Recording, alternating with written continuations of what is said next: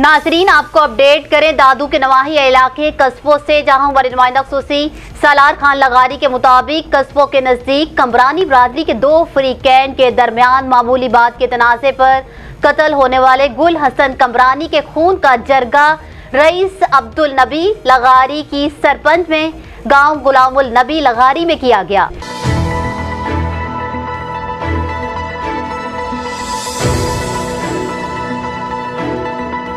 जबकि कत्ल साबित होने पर अल हयार कमबरानी ग्रुप के लोगों पर खून के 55 लाख रुपए और 45 जरीब जमीन जुर्माना आयद किया गया।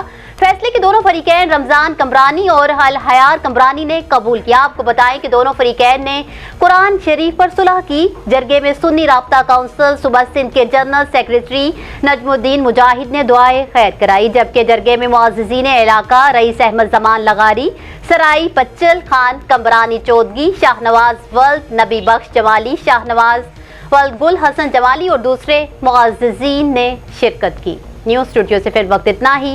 मज़ीद अपडेट्स के लिए देखते रहिए BBC 11 हेडलाइंस न्यूज़।